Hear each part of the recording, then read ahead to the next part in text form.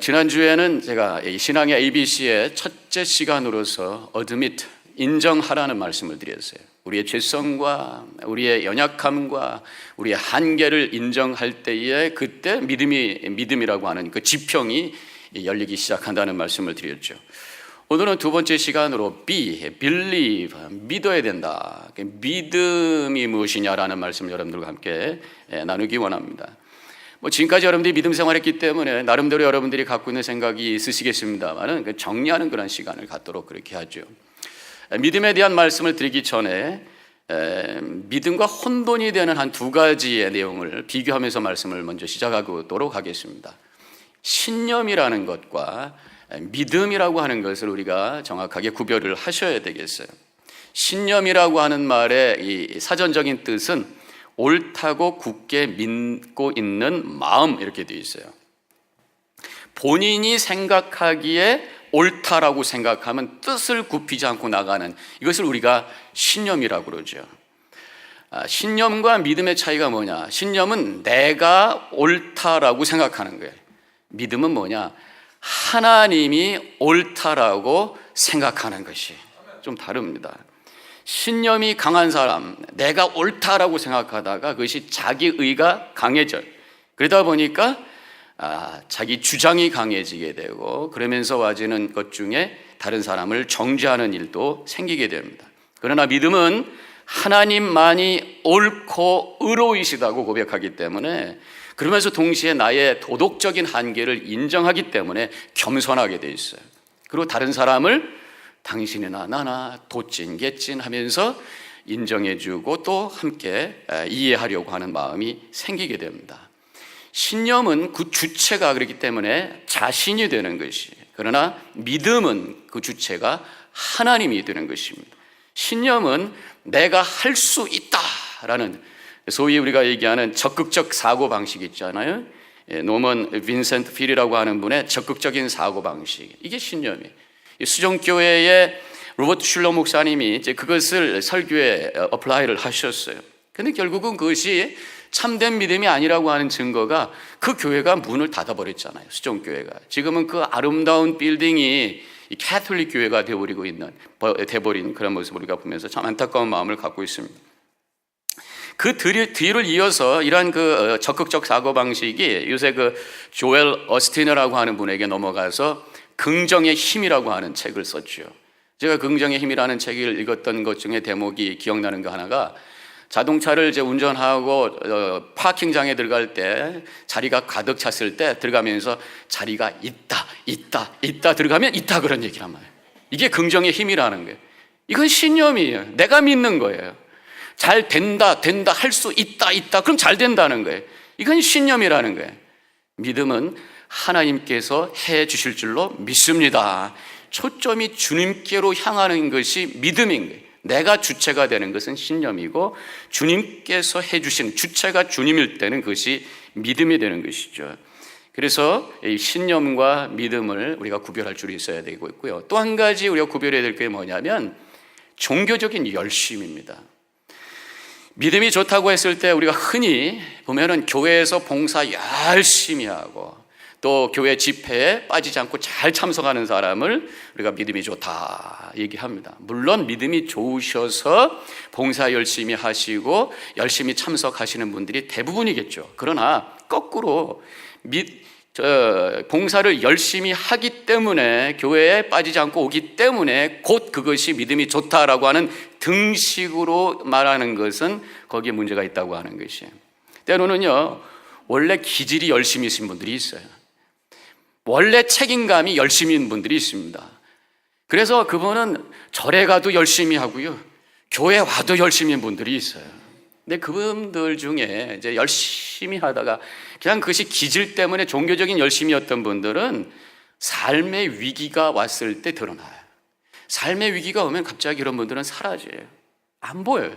또 교회에 어려움이 왔을 때 드러나요. 열심히 봉사하는 분들이 교회에 어떤 문제가 생기면 갑자기 돌변해서 이상한 모습이 드러나는 경우들이 있는 것을 보면, 그것은 믿음이 아니라 자신의 어떤 종교적인 열심 때문에 열심이었다고 하는 것을 우리가 알 수가 있습니다. 그렇게 열심인 것 같지 않지만 교회에서 보면은 꾸준하신 분이 있어요. 변함이 없으신 분이세요. 삶의 개인적인 어려움이 와도 그 모습 그대로입니다. 교회가 흔들리고 어려움이 와도 그 자리에서 기도하는 그 모습 그대로, 꾸준한 모습, 그 모습이 진정한 믿음의 모습인 줄로 믿으시기를 바랍니다. 자, 그러면 이제 믿음이라는 게 무엇이냐 하면 믿음의 정의를 성경적으로 우리가 한번 해볼 필요가 있어요. 오늘 봉독한 말씀이 히브리서 11장에서 두 구절을 제가 뽑았는데, 히브리서 11장은 소위 믿음의 장이라고 합니다. 믿음의 정의를 거기서 하고 있고, 그 다음에 믿음의 사람들을 쭉 나열하면서 이 믿음이 뭔가라고 하는 것을 우리에게 가르쳐 주고 있어요. 그 중에 제가 두 구절을 뽑았는데, 히브리서 11장 6절 말씀을 다시 한번 보면은요, 믿음이 없이는 하나님을 기쁘시게 하지 못하나니 하나님께 나아가는 자는 반드시 그가 계신 것과 또한 그가 자기를 찾는 자들에게 상 주시는 이심을 믿어야 할지니라, 이렇게 말씀하고 있거든요. 여기서 두 가지를 찾을 수 있어요. 믿음의 정의를. 한 가지는 뭐냐? 하나님의 존재를 인정하는 것이, 하나님이 계시다라고 하는 것을 인정하는 것, 이것이 믿음이고요. 또 한 가지는 하나님의 성품을 아는 것이 상 주시는 이심이라고 하는, 하나님은 우리에게 좋은 것 주시는 분, 그분이 누군가를 아는 것이. 자, 그러면 또 한 가지는 히브리서 12장 1절에서 찾아볼 수 있는데, 믿음은 바라는 것들의 실상이요 보이지 않는 것들의 증거라고 그랬습니다. 이것은 뭡니까? 저는 이것을 가지고 하나님의 약속을 붙들고 소망하는 것이 믿음이다, 이렇게 정리를 해봐요. 바라는 것들의 실상, 소망의 확신이라는 것이, 보이지 않는 것들의 증거, 보이지 않지만 분명히 증거를 가지고 하나님의 약속을 붙들고 미래를 향해 나가는, 이것이 바로 믿음이다. 그래서 이 두 구절을 가지고 믿음의 정의를 제가 해본 것이 바로 전에 나왔던 것이에요. 다시 한번 보여주시면, 믿음은 하나님의 존재를 인정하고 그분의 성품을 알고 그분의 약속을 붙들고 소망하는 것, 이렇게 믿음의 정의를 히브리서 11장을 근거로 해서 해보게 됩니다. 자, 그러면 좀 더 자세하게 한 가지씩 풀어보면요, 제일 먼저 하나님의 존재를 인정해야 된다는 것입니다. 믿음의 기초가 하나님이 계시다고 하는 것으로부터 시작된다는 것, 그것을 인정하지 않으면 아무것도 없습니다. 그렇게 되면 성경도 의미가 없어요. 옛날 고전책이 돼버리고 말아요. 십자가에 돌아가신 예수님은 2000년 전에 십자가에서 사형당하신 노총각이 돼버리고 말아요. 그러나 하나님을 우리가 계시다고 믿기 때문에 성경을 통해서 하나님의 음성을 듣고 십자가에서 예수님께서 죽으신 것이 나를 위한 구원의 사건이라고 고백하게 되는 줄로 믿습니다. 하나님의 존재를 긍정하느냐 부정하느냐가 이게 엄청난 결과를 가져오는 거잖아요. 하나님이 계시다라고 하는 것과 아니다라고 하는 것의 차이는 엄청나요. 세계관이 달라요. 세상을 보는 눈이 달라요. 이 세상과 우주의 기원에 대해서도 완전히 달라지잖아요. 창조론을 믿는 것과 그 다음에 진화론을 믿게 되는 거예요. 창조라는 것은 하나님께서 이 세상을 6일 동안 창조하시고 마지막에 하나님께서 우리 인간을 창조해 주셨습니다. 진화론이라는 게 뭡니까? 아메바와 같은 단세포 생물이 우연히 생겨서 그것이 진화돼가지고 원숭이에서 사람이 됐다라고 하는 것을 믿는 거잖아요. 창조론을 고백하게 되면 인간은 하나님의 형상대로 닮은 가치 있는 존재가 될 것이고, 진화론을 고백하게 되면 우리 인간이 원숭이를 향해서 할아버지 안녕하십니까 해야 되는 상황이 된단 말이죠. 엄청난 차이가 나는 것이에요. 결국 그렇게 되면은 인간에 대한 이해도 달라져요. 세계관이 달라지고 그 다음에 인간관이 달라져요. 하나님을 인정한 사람은 하나님께서 인간을 창조하셨다고 하는 것을 믿게 되면서 우리의 삶에 목적이 있다라고 하는 것을 깨닫게 되는 거죠. 하나님의 뜻이 있다고 하는 것을 알고 그 거룩한 목적을 향해서 가치 있게 살아야 된다라는 고백을 하기 시작합니다. 그러나 진화론을 믿는 사람은 어쩌다가 내가 이 세상에 툭 던져놓은 존재예요. 그래서 내가 원하는 대로 이루기를 원하는 것이 인생이에요. 소위 성공이라는 것을 향해서 막 뛰어가게 되는 거죠. 지난번에 새벽기도 때 우리 박성만 목사님께서 그 욜로라는 단어를 소개를 했던 적이 있죠. 욜로. 그 다음에 눌러보세요. 욜로라고 하는 것은 영어의 한 센텐스 약자죠. You only live once. 이 어떤 그 약자잖아요. 하나님이 없다라고 믿는 사람들은 이 욜로족이라고 해서 인생 한 번이니까 그냥 하고 싶은 대로 마음대로 살다 가자, 이런 생각을 하고 있는 게 욜로족이라고 그러죠. 우리 믿는 사람들은요, 물론 인생 한 번입니다. 하나님이 계시기 때문에 인생 이 한 번의 기회를 하나님께서 주셨는데, 이 인생을 함부로 낭비하고 마음대로 쓰다가 허비되는 인생이 아니라 최선을 다해 가치 있게 살다가 내가 하나님께 가겠습니다 고백하는 그러한 고백이 있게 되는 줄로 믿습니다. 여러분들과 저의 고백이 되시기를 주님의 이름으로 간절히 축원합니다. 하나님의 존재를 우리가 어떻게 인정할 수 있을까? 어떤 사람은 논리적으로 생각을 해요. 논리적으로 생각해서 하나님을 제1동자다 그렇게 한번 생각을 해요. 추론한다고 그러죠. 그건 뭐냐면, 여러분들 지금 움직이잖아요. 우리가 움직이고 있는데, 움직이고 있는 것은 파고 들어가면 우리 세포가 움직이고 있고, 그 안에 또 원자가, 분자가 있고 원자가 있고, 다 그 안에 보면 막 뭐가 움직이는 거예요. 또 우리가 살고 있는 지구라고 하는 것도 자전을 하고, 또 태양을 향해서 공전을 하고 있고, 태양 또 은하계라고 하는 것이 뱅뱅뱅 돌고 있고 확장하고 있고, 모든 우주가 돌아가고 있어.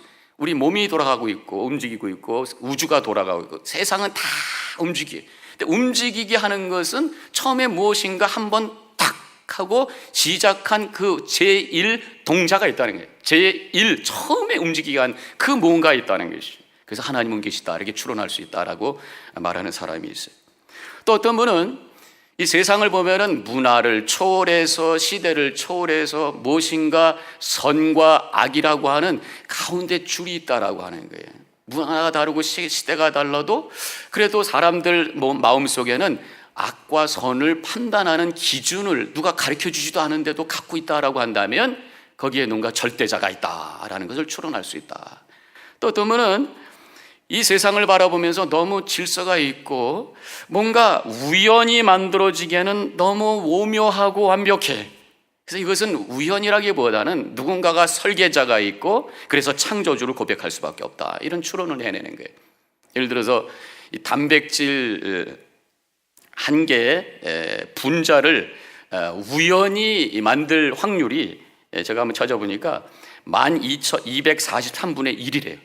근데 이 세포 안에는 수백만 개의 단백질 분자로 구성되어 있다는 거예요. 세포 하나, 단세포 생물이 우연히 만들어졌다라고 하는 그 이론을 생각을 해보면 만들어질 확률이 결국은 수백억 분의 1이다. 결국 거의 불가능하다는 얘기예요. 좀 더 쉽게 얘기하면 시계가 있잖아요. 시계를 만들기 위해서 부품을 통에다 놓고 흔들어 가지고 우연히 시계가 될 확률, 이거 거의 불가능한 거란 말이죠. 그렇기 때문에 이게 세포 하나가 우연히 만들어졌다라고 설명하는 것보다는 누군가에 의해서 창조됐다고 하는 것이 더 맥센스가 된다. 이렇게 해서 하나님을 추론하는 그런 방법도 있습니다. 그렇지만 결국 우리의 이성이라고 하는 것은 한계가 있잖아요. 그래서 이성의 한계를 고백하면서 하나님의 진리의 말씀, 계시의 말씀이신 성경을 향해서 우리의 마음의 문을 열고 다가갈 때 거기서 하나님이 계시다는 말씀을 하게 되고 하나님이 누군지를 가르쳐 주게 되면서 우리가 주님을 알게 되고 믿게 되는 것이죠. 성경이라고 하는 것은 단순한 글이 아닙니다. 깊이 묵상을 하면 성경은 신비한 힘이 있어서 깨닫게 하시고 감동하게 하시고 우리를 변화시키는 그 능력이 그 속에 있다라는 것이.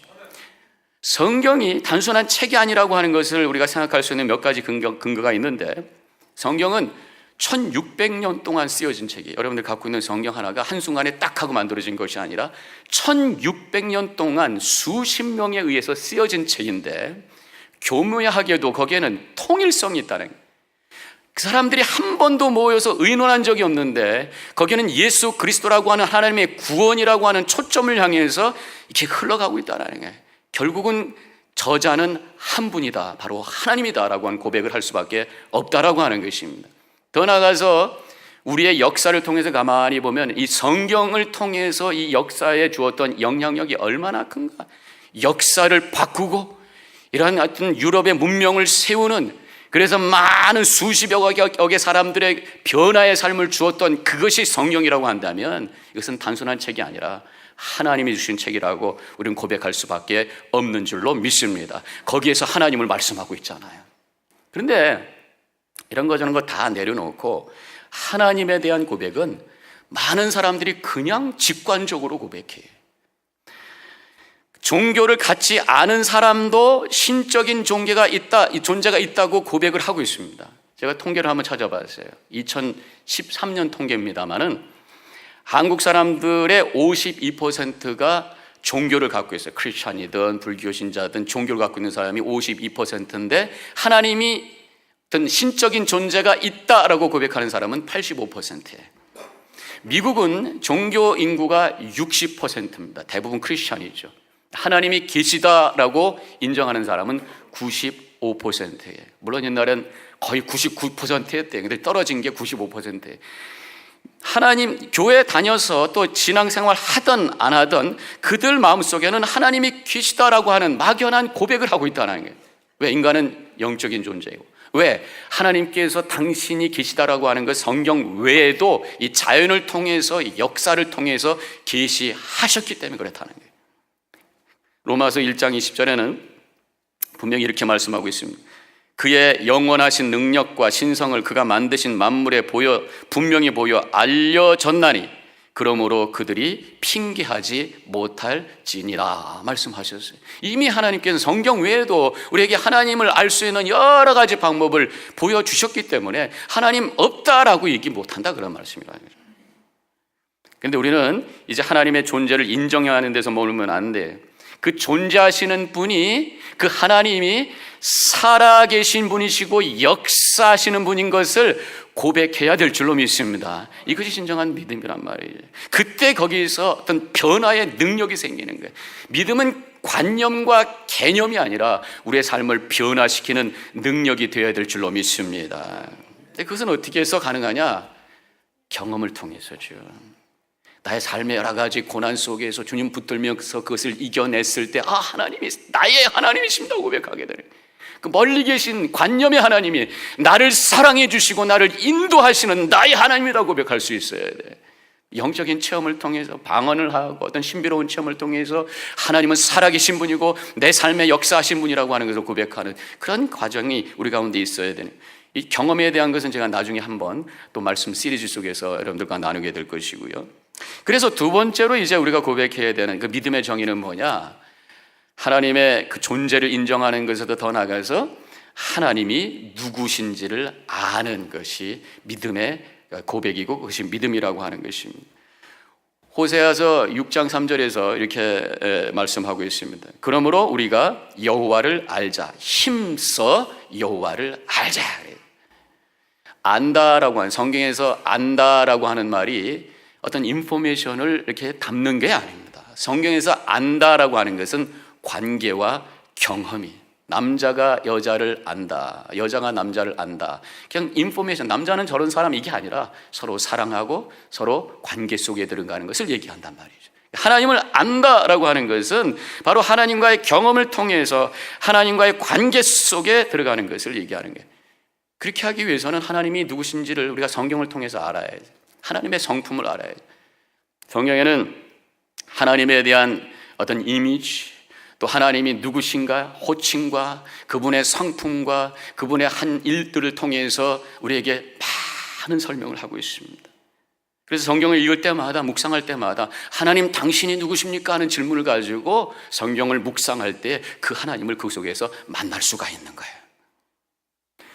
근데 성경에 있는 하나님에 대한 많은 설명을 보면은 하나님은 크신 분이, 창조주 하나님, 섭리자 하나님, 모든 것을 주관하시는 주권자 하나님, 모든 것의 주인이 되시는 주님, 크시고 위엄하신 하나님이시면서 동시에 멀리 계신 하나님이 아니라 나의 곁에 계시는 임마누엘의 하나님, 또한 우리의 작은 것까지도 세밀하게 머리카락 하나까지도 세시면서 우리를 관심하시는 하나님, 그 하나님이 우리의 하나님인 줄로 믿습니다.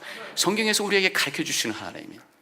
그렇기 때문에 그 하나님을 우리가 알 때에 와지는 결과가 뭐냐? 그 하나님을 우리가 신뢰하는 거예요.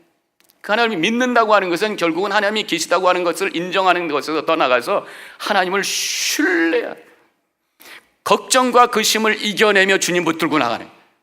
그래서 마태복음 6장 30절에서 이런 말씀이 나와요. 오늘 있다가 내일 아궁에 던져지는 들풀도 하나님이 이렇게 입히시거든 하물며 너일까 보냐 믿음이 작은 자더라 그랬어요. 그래서 이것은 믿음이라고 하는, 걱정과 염려 속에 있는 것이 믿음이 작은 것이라고 말씀하고 있습니다. 그 크신 하나님께서 내 곁에 오셔서 나를 돌보시는다고 하는 것을 믿을 때에 의지하게 되고 고난을 이겨낼 수 있는 능력의 삶을 살게 되는 줄로 믿습니다. 다니엘의 믿음에 대해서 설명하는 것을 다니엘서 6장에서 보게 되는데, 다니엘서 6장 23절에 이런 말씀이 나와요. 왕이 심히 기뻐서 명하여 다니엘을 굴 속에서 올리라 하며 그들이 다니엘을 굴에서 올린즉 그의 몸이 조금도 상하지 아니하였으니 이는 그가 자기의 하나님을 믿음이었더라 그랬어요. 근데 여기서 믿음이라고 하는 것이 trust라고 되어 있어요. 그래서 우리가 하나님의 존재를 believe하는 것에서 하나님이 누구신지를 알 때에 그 하나님을 trust, 하나님을 신뢰하면서 나갈 수 있는 능력이 생기게 되는 줄로 믿습니다. 그래서 하나님을 신뢰하면서 더 나가서 우리가 하나님의 그 크시고 위대하심을 알 때 그 하나님을 예배하고 더 나가서 그 하나님을 순종하게 되는 거죠. 예배를 서비스라고 그러잖아요. 하나님을 섬기고 순종하는 것이. 사무엘상 14장 33절에 이런 말씀이 나옵니다. 무리가 사울에게 전하여 이르되 보소서 백성이 고기를 핏째 먹어 여호와께 범죄하였나이다. 바울이 이르되 너희가 믿음 없이 행하였도다. 이제 큰 돌을 내게로 굴려오라 하고, 여기서 믿음 없이 행했다는 말씀이 나오는데 이 말씀이 뭐예요? 하나님은 고기를 먹을 때 핏째 먹지 말라고 명령하셨는데 그것을 지키지 아니하였다라는 거예요. 그래서 바로 이것이 믿음 없는 것이다. 하나님의 말씀에 순종하지 않은 것이 믿음이 없는 것이다. 이렇게 정의를 하고 있습니다. 하나님을 믿는 것은 곧 그분의 말씀의 권위를 인정하고 그래서 그분을 순종하는, 크신 하나님 앞에 나의 작은 모습을 고백하며 그 말씀 앞에 엎드려지며 그 말씀에 순종하는, 여기에서 하나님의 놀라운 역사가 일어나는 거죠. 우리가 순종 그러면 어떤 느낌이 들어요? 조금 부담되죠, 그죠? 이것도 맞춰서 하나님 하라는 대로 해야 되는구나, 부담이 되는 거잖아요. 그런데 성경에서는 이 순종이 인간의 본래의 자리라고 말씀하고 있어요. 에덴 동산에서 불순종했기에 모든 것이 깨어지는 결과를 가져왔어요. 순종이 본래의 자리. 순종할 때에 우리가 행복하고 복받는 인생이 되는 줄로 믿으시기를 바랍니다. 성경에서 분명히 이렇게 말씀하고 있어요. 신명기 28장 2절에 내가 네 하나님 여호와의 말씀을 청종하면 이 복이 내게 임하여 내게 이르리니, 그러면서 나가도 복을 받고 들어와도 복을 받고, 성경에 보면 이 순종이 하나님의 복 받는 방법이라고 하는 것을 쭉 말씀하고, 예수 그리스도를 믿는 것은 구원받는 방법이요 하나님의 말씀에 순종하는 것은 하나님의 복 받는 방법인 것을 믿으시기를 주님의 이름으로 간절히 축원합니다. 마지막으로 한 가지 더, 믿음이라는 게 뭐냐? 약속을 붙들고 소망하는 것이다.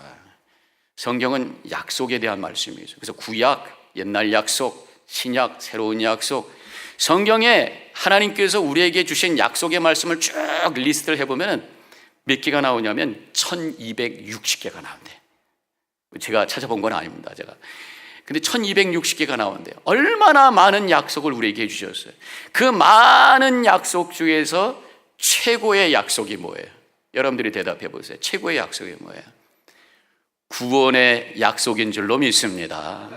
영생의 약속인 줄로 믿습니다. 사도행전 16장 31절에서 다 같이 함께 이것을 읽겠습니다. 시작. 이르되 주 예수를 믿어라. 그리하면 너와 네 집이 구원을 얻으리라 하니.